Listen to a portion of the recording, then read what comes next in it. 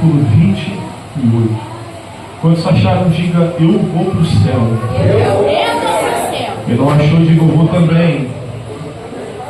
Glória a Deus. Está, ora, ao ouvir tais ensinos, um dos que estavam reclinados ao redor da mesa enunciou, dizendo: feliz será aquele que partilhar do pão no banquete do reino de Deus.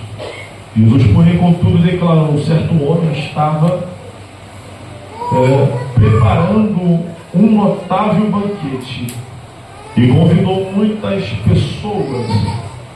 E próxima a hora do início da ceia, enviou o seu servo para anunciar aos que havia sido convidado: vinde, eis que tudo está preparado para vós.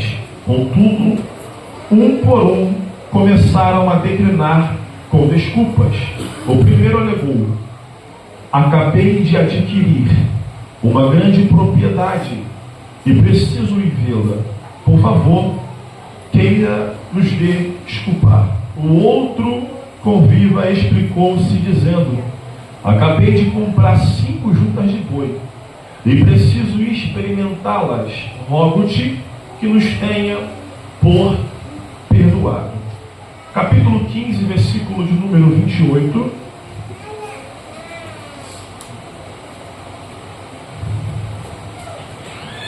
Mas o filho mais velho encheu-se de ira e negou-se a entrar.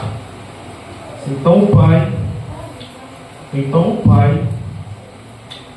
o pai saiu e insistiu com ele: você tome seu assento, glorificando aquele que é digno de toda a honra e de toda a glória. Queridos,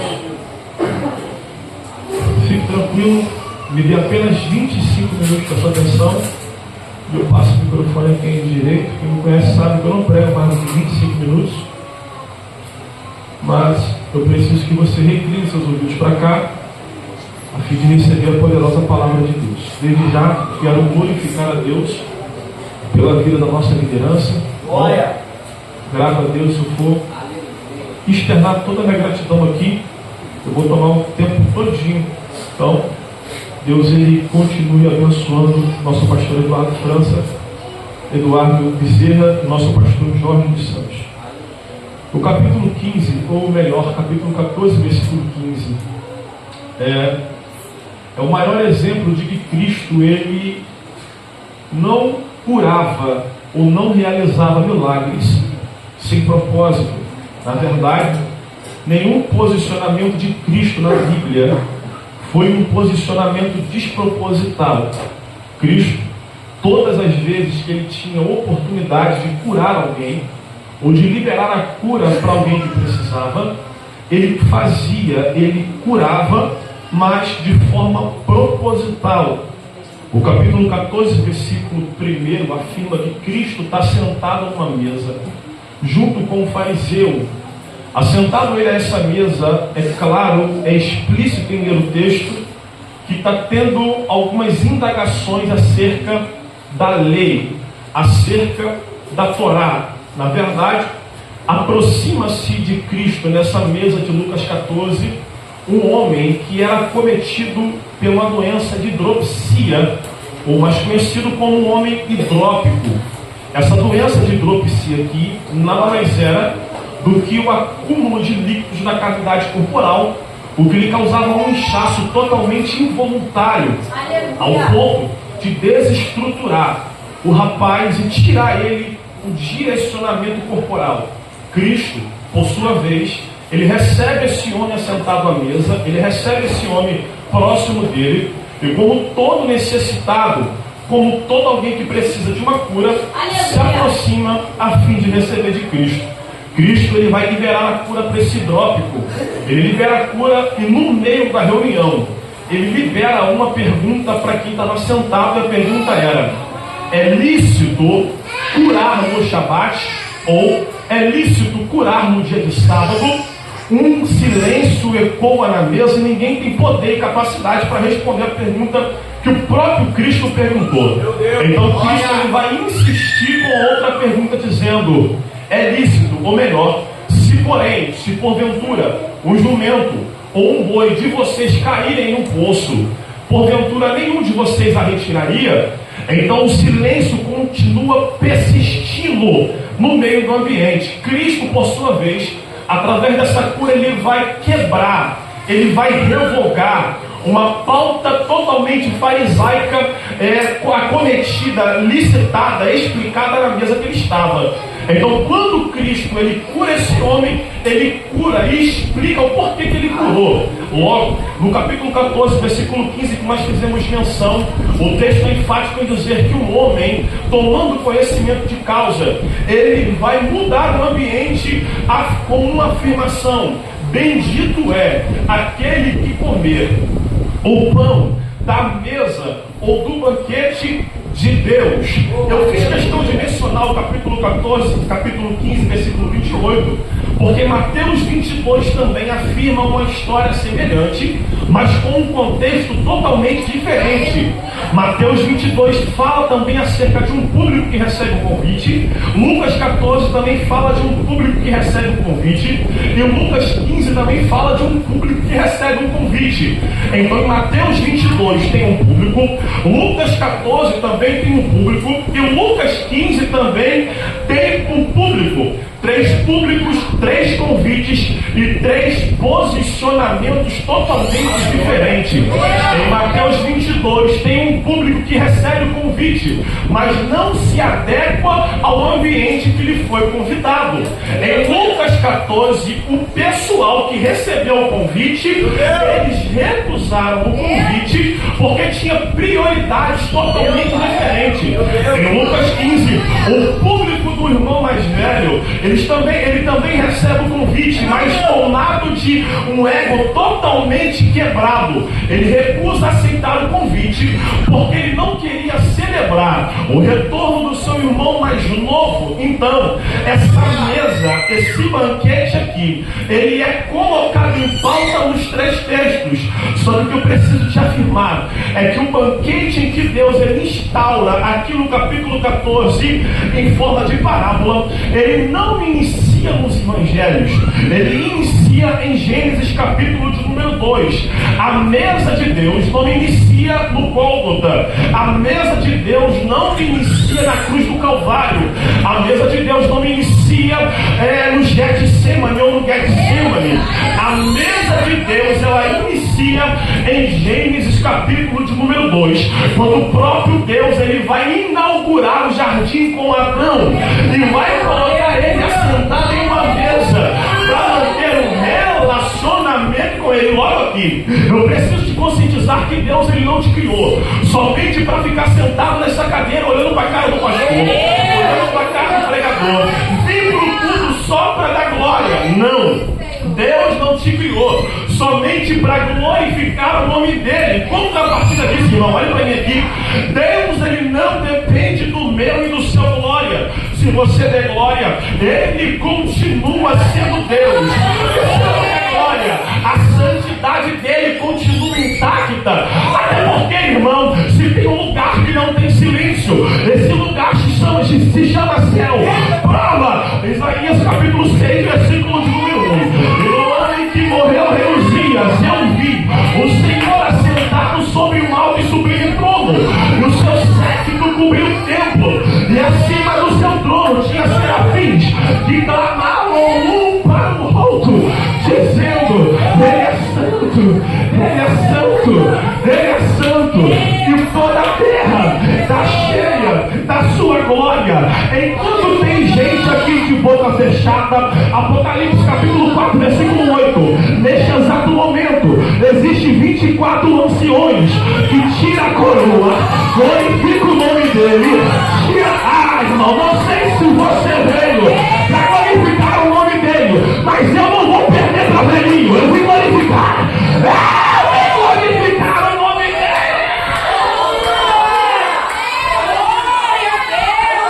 Deus ele vai criar um homem a fim de manter um relacionamento com ele.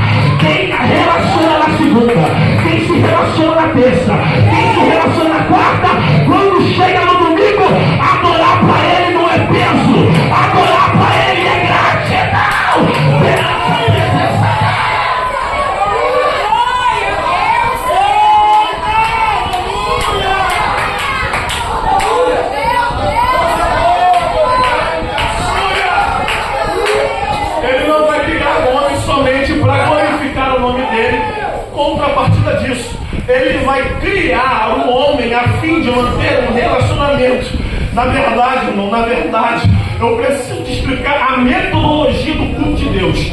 Me explica, eu te explico. Há quem diga por aí, missionária Vanusa, que o culto a Deus ou a igreja, ela virou fast food. Se você quiser porta aberta, pode ir no culto de quarta, na igreja do fulano de tal, que lá também tem porta aberta, pastor Marcelo Paiva. Há quem diga por aí que a igreja de Deus ela é fast food. Pode ir na igreja do fulano de tal, que lá tem culto de chave de porta, chave de apartamento. Na verdade, irmão, nós não aprendemos assim. O culto a Deus não é sobre quem pede. Culto a Deus é sobre quem entrega a Ele. Culto a Deus não está estabelecido sobre quem está pedindo. Culto a Deus está estabelecido sobre quem veio entregar. João capítulo 12, versículo de número 1. Está tendo a reunião em Betânia. E essa reunião em Betânia, pastor Jailson, tem dois tipos de crentes. Tem o crente Judas, que faz questão de trazer bolsa para o culto. Mas também tem o crente Maria, que deixa a bolsa em casa e traz o vaso para o culto. Eu vou repetir. Dentro do culto tem dois tipos de adorador. O que traz bolsa para arrancar o que Deus derrama, e o que traz vaso para levar serralha. Eu não acredito que quem entrou aqui nessa noite trouxe bolsa. Eu acredito que quem veio lá aqui nessa noite não veio para arrancar, veio para derramar.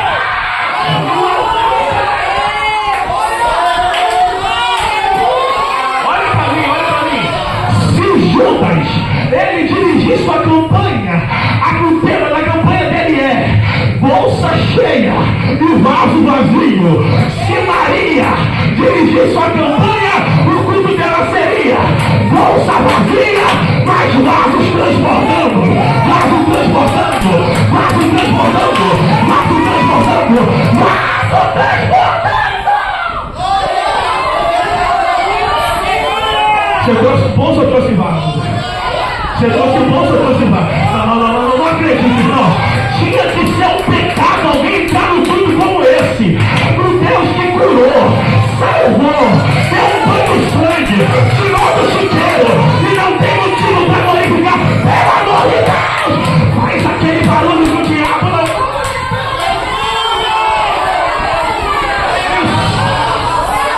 Isso, glorificando. Isso, mostra para Satanás que você tinha motivo para trazer bolsa. Só que quando você traz vaso, você não precisa trazer bolsa no culto. O Deus que recebe o teu vaso, ele visita a sua bolsa na sua casa. Na sua casa. Olha para mim. Israel sincero. Então ele vai estourar a comunhão com ele. Irmão, você se encontra aqui?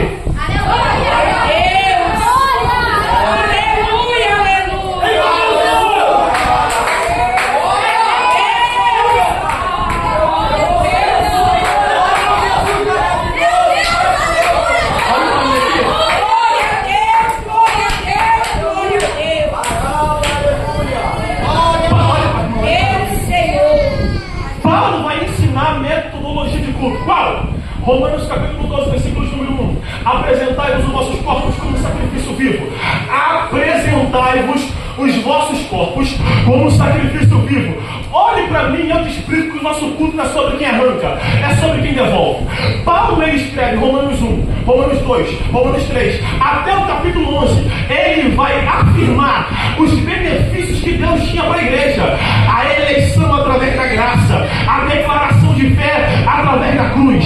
Ele vai pregar e dizer para a igreja de Roma tudo que Deus fez para ele até o capítulo de número 11. Mas quando chega no capítulo 12, ele não vai falar sobre o Deus que entrega, ele vai falar sobre o Deus que pede. Romanos 12, versículo 1. Apresentai-vos os vossos corpos como sacrifício vivo. Enquanto tem gente pregando por aí que você vir para o culto, se você der glória e você recebe, claro que não. Eu só adoro, só devolvo para ele, porque um dia na cruz do Calvário, lá no Gólgota, ele pagou o meu pecado na cruz do Calvário. Então eu adoro a ambiente de culto.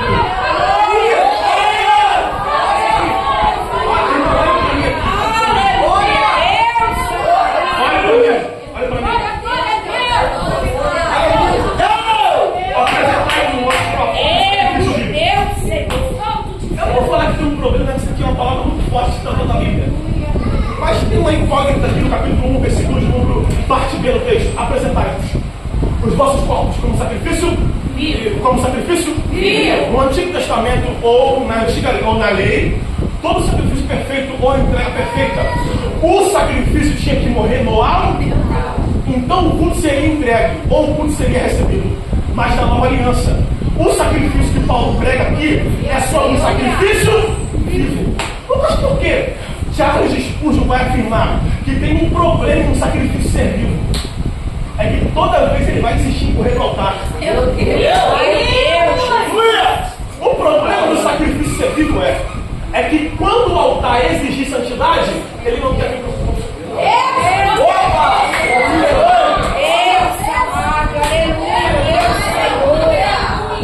Quando o altar exigir entrega, ele quer correr. E na verdade, irmão, nós precisamos entender que no céu, eu quero crer que tem uma folha de ponto. E que folha de ponto é essa? Eu te explico. Se Deus pegar o teu ponto no mês todo, Ele vai ver você na terça, Ele vai ver você na sexta, Ele vai ver você no domingo. E aí, Lucas, o problema não é você marcar presença com o corpo. O problema é você marcar presença com a alma.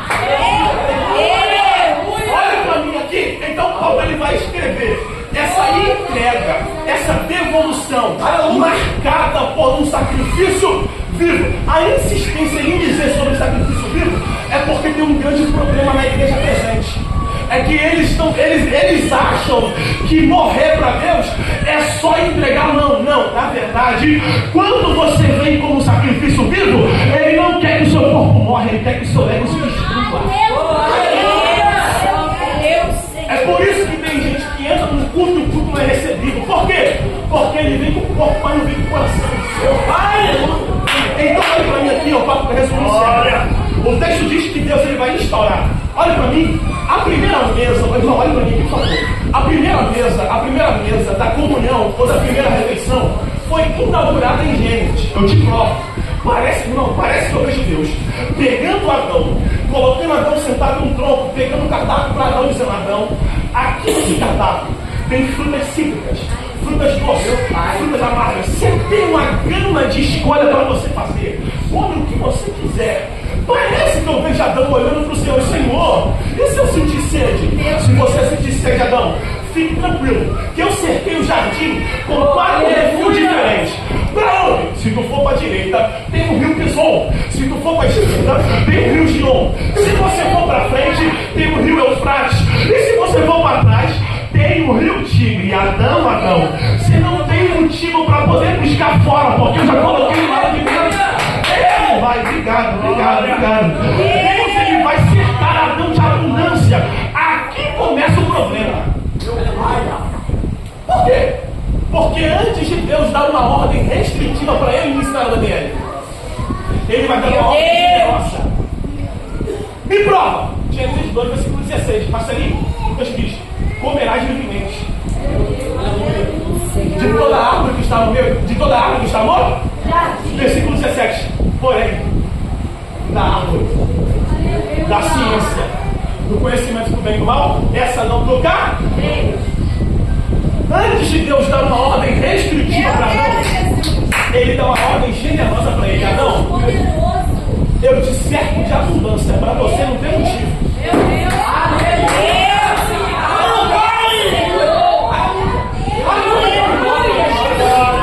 vou ser um pouco incisivo naquilo que eu vou brincar.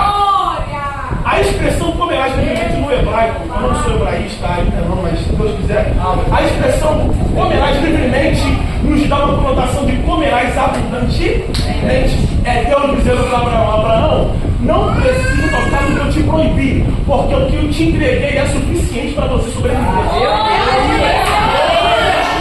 Olha para mim, irmão. Tem gente que tem tudo, tem abundância, tem casa, tem família, tem saúde, prioridade, saúde. Acordou nesse domingo hoje saúde, com oxigênio inteiro, pela glória de Deus. Há quem diga que entrar no culto não tem motivo para glorificar. Eu não sei se isso aqui é motivo maior, mas se Deus te deu fôlego de vida para você acordar num domingo como esse já é um motivo para você ir pegar o seu filho.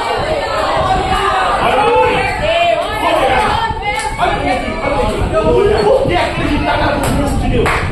Quando eu prego sobre o 2 Reis 4, sobre a viúva, que ela recebe a ordenança do profeta, eu costumo dizer que a maior demonstração de fé dela não é só ela acreditar que os vasos vazios seriam cheios, mas a maior demonstração de fé dela, Lutier, é ela acreditar que depois que ela vendeu tudo, o que sobrou seria o suficiente para ela sobreviver. Por que, Lucas? Porque tem gente adoecendo em busca daquilo que ainda não tem. A ponto da serpente cegar o que você já recebeu. Meu Deus! Ele cria, ele forma. E eu entro no texto agora para poder resumir e passar para o pastor. Essa expressão, quebrar o limite em Gênesis capítulo 2, eu costumo dizer que aqui, na primeira refeição que Adão tem, ele quebra esse limite.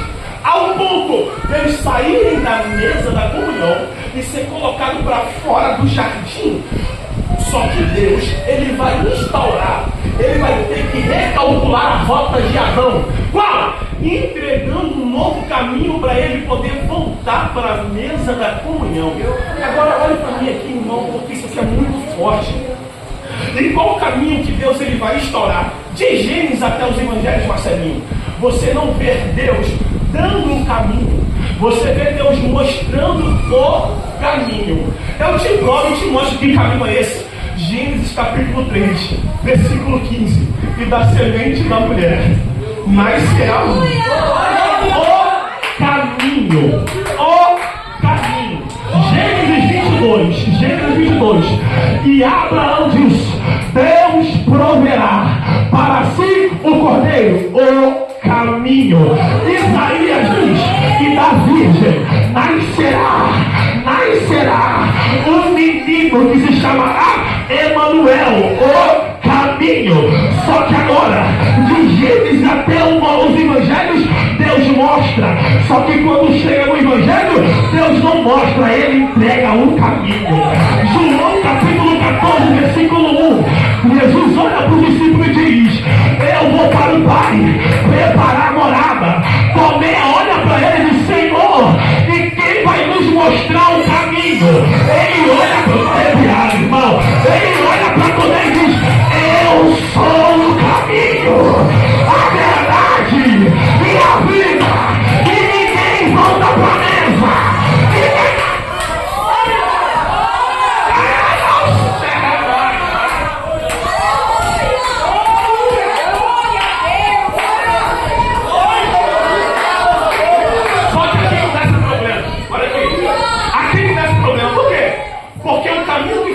Em João 14, ele tem dois convites.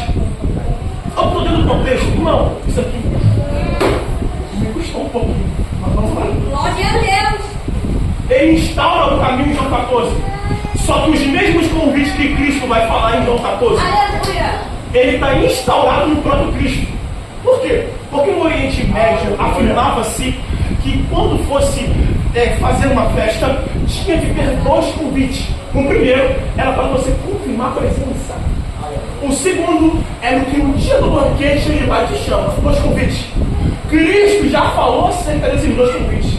Qual? Se eu fosse criar uma pergunta para Lucas 14, versículo 15, para Mateus 22, a pergunta para Lucas 14 seria: quem será o convidado? E para Mateus 22, quem permanecerá na mesa? Jesus responde. E qual é a resposta dele? Primeiro convite de Cristo: vinde a mim. Porque o primeiro convite é universal, gente. Meu É para todo Deus. mundo. Glória a Deus. Vinde a mim, todos que estão oprimidos, e eu vos aliviar. No reino tem lugar para todo mundo, só que tem um problema. Aleluia. A maioria passa pelo primeiro e fica no segundo. Meu Deus. Qual é o segundo? aquele que quer.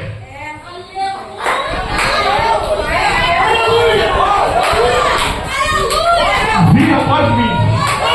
Continua na prática do pecado? Não. Negue-se a si mesmo. Toma a sua cruz e siga-me. Eu costumo dizer que o primeiro convite de Cristo é um convite do encontro. Só que o segundo convite de Cristo é um convite do relacionamento. Eu preguei acerca de Gênesis capítulo 13, versículo 18.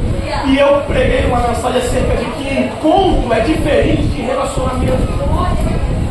Encontro é o que eu faço em 2 horas e meia de culto. Encontro é o que eu faço da porta para. Mas relacionamento é o que eu faço da porta para. Tem gente que acha que espiritualidade é medida pelo tanto de lugar que eu estou aqui dentro. Só que o John Wesley já afirmou dizendo: o avivamento ele não é pautado sobre quanto você pula aqui, é enquanto você consegue permanecer de pé fora da igreja. Ele estabelece, olha para mim aqui, eu encerro agora. Ele estabelece esses 2 convites. Só que aqui no versículo 15, capítulo 14, o texto é enfático em dizer que Cristo vai entregar essa parábola. E olha a parábola de um certo homem que tinha, ou que decidiu dar uma festa ou um banquete, fez um convite. Olha para mim que eu estou dando uma festa para você agora. O convite era, Gabriel, se eram 2 convites feitos naquela época, o primeiro era feito em janeiro. Vamos por exemplo, né? Em janeiro era feito um convite. Por quê? Para marcar presença. Gutierrez, vai conseguir comparecer no banquete? Vou. Que dia será o banquete? Em setembro. No segundo convite, o servo volta para o Gutierrez. Está no texto, irmão. O segundo convite ele vem. Olha para o Gutierrez e diz: Gutierrez, o banquete está pronto. Vem, porque está preparado. Olha a resposta do primeiro: não tem como. Meu Deus. Porque eu comprei 5 juntas de boi. Meu Deus. Olha para mim, a expressão contada como presente. Meu Deus. Então isso me dá uma conotação do que esse homem possuiu a junta depois do convite. Meu Deus. É o servo dizendo: beleza, você não vai, né? Por causa da junta, mas não se esqueça que antes de você comprar a junta, ele te fez o convite primeiro. Meu Deus. Olha para mim, antes de você entrar nessa empresa, ele te fez o convite primeiro. Antes de você assumir esse cargo, ele já tinha te feito um convite. Agora olha o que eu sei agora. Olha aqui, ele faz o convite. As 2 classes elas vão recusar.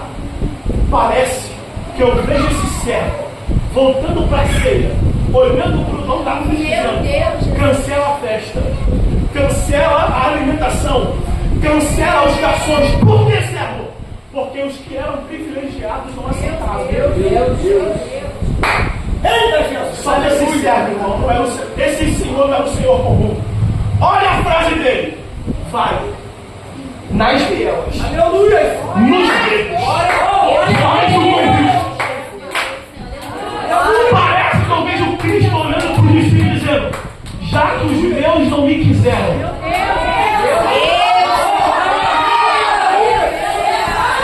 já que os meus não me quiseram, eu vou para quem merece, não merece. E aí, Paulo escreve em Romanos 11: nós somos jampuzeiros bravos, enxertados na oliveira que é Cristo.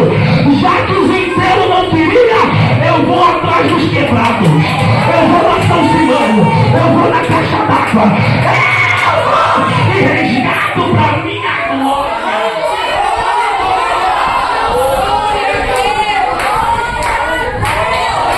Das 7 horas, vamos correr piado, das 7 horas da amanhecer, das 7 horas da noite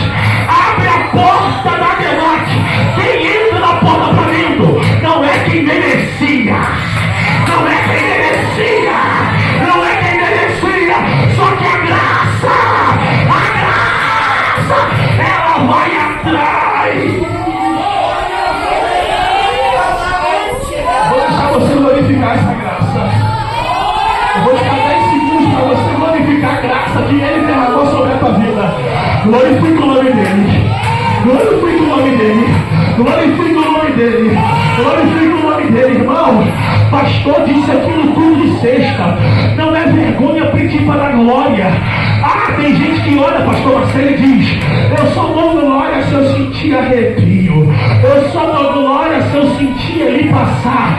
Deus, Jesus é tão grande que ele é do tamanho de um arrepio. Eu não adoro, eu não sinto arrepio para adorar. Eu adoro porque 2000 anos atrás não foi Bolsonaro que morreu na cruz do Calvário, não foi Lula, foi ele que morreu. Então eu glorifico o nome dele. 10 segundos para agora, é isso aí. Sobe o livro do glória, sobe. Suri rema como no se rema providência anda. Uri de canaga, suri remácia. Abre a boca da glória, o nome dele.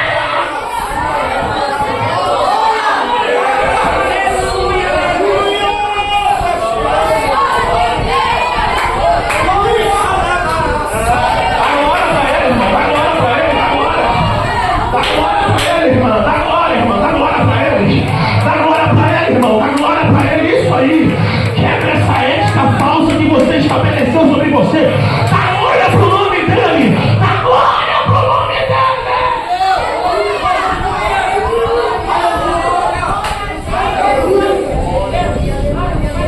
Olha pra aqui.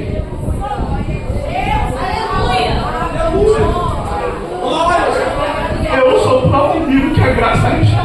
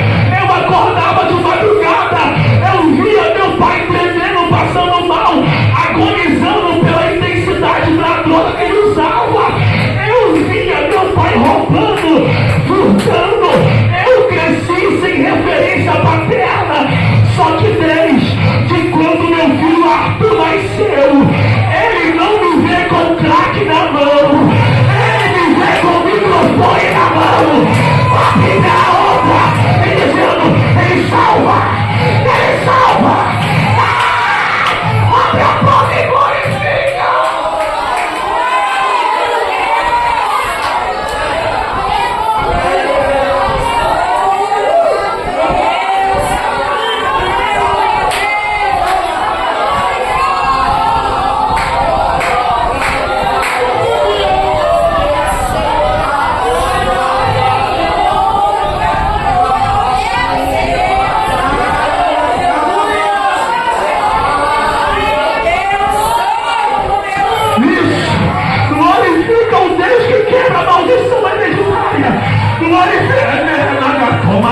Meu Deus do céu, Deus acaba de me falar que culto de adoração virou culto de libertação.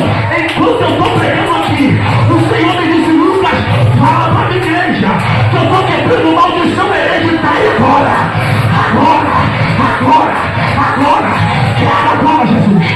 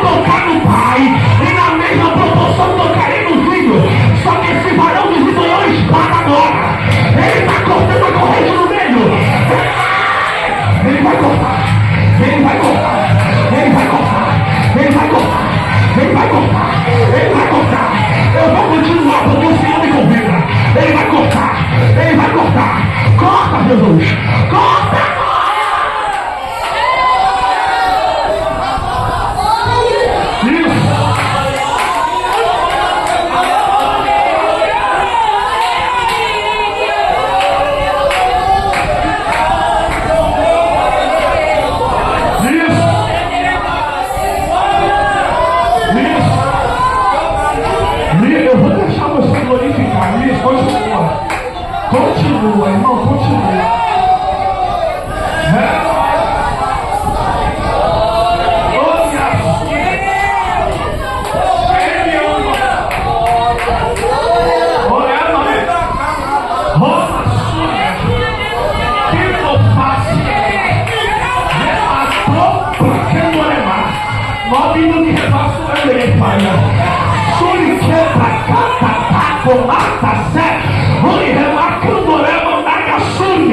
O Deus que prega na minha boca nessa noite, Ele está cortando agora toda maldição hereditária. Ele corta, Ele corta, Ele corta. A esposa do Diniz, toca ela aí, profeta. Chama ela para mim, isso. Ele faz